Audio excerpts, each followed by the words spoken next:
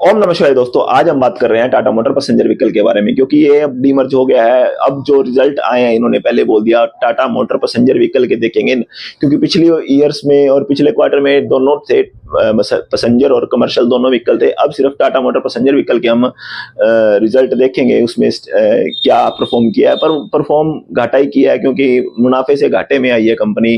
5,000 करोड़ का लॉस किया इन्होंने, जबकि पिछले क्वार्टर में 3,800 करोड़ का था, और उससे पिछले ईयर में 4,000 करोड़ के हिसाब से प्रॉफिट था। तो अब घाटे में आ गई कंपनी।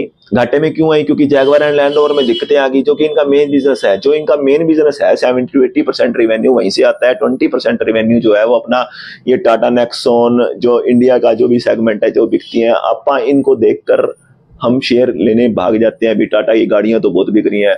हाँ, इंडिया का जो बिजनेस है वो ग्रोथ फेज में है। इस बार भी इन्होंने प्रॉफिट ही किया है, और इस बार भी इन्होंने ग्रोथ की है इंडिया के बिजनेस में। पर इंडिया का बिजनेस 20% है, 80% जैगवार एंड लैंड रोवर है।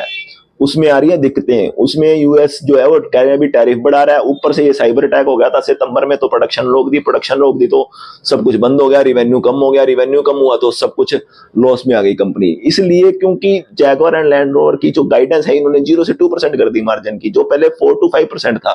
भी हम 0 से 2% करें, क्योंकि ना ग्लोबल दिक्कतें आ रही हैं, यूएस टैरिफ बढ़ा रहा है, उसमें भी दिक्कतें आ रही हैं, और इनका जो क्या कहते हैं कंपटीशन है वो भी बढ़ रहे हैं। टेस्ला जा रही है बीच में, चाइना से BYD से कम्पीट करना है, क्योंकि जैगवार एंड लैंड रोवर बाहर ज्यादा बिकती है। क्योंकि अपने इंडिया में बहुत कम बिकती है लेकिन कम बिकती है। बाहर ज्यादा बिकती है, और बाहर कंपटीशन बहुत है। टेस्ला है, BYD है चाइना की, बढ़िया बढ़िया कंपनी है। तो मेन बात है, उनसे compete करना पड़ेगा अपने को। तो जैगवार एंड लैंड रोवर को देखें, उसके बिजनेस को स्टडी करें।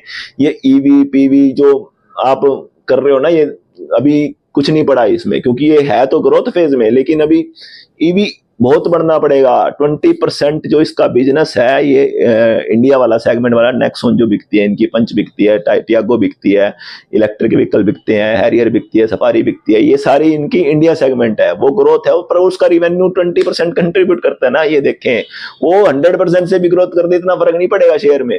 लेकिन जैगवार एंड लैंड रोवर 30% से भी ग्रोथ कर लेना, तो इनका रिवेन्यू बहुत बढ़ जाएगा। क्योंकि सारा रिवेन्यू उन्होंने जनरेट करना है, सारे जो प्रॉफिट करना है उन्होंने करना है। ऊपर से इन्होंने अभी कर्जा लिया।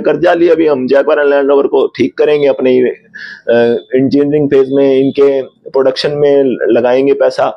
तो कर्जा भी ले लिया, गाइडेंस भी घटा दी। कह रहे हैं अभी ग्लोबल भी बहुत दिखते हैं, इनके कंपटीटर भी बहुत हैं। अपा ने सिर्फ जैगवार एंड लैंड रोवर का बिजनेस देखना है। अभी जैगवार एंड लैंड रोवर देखेंगे हम, तो हम नहीं देखते वो तुम्हारे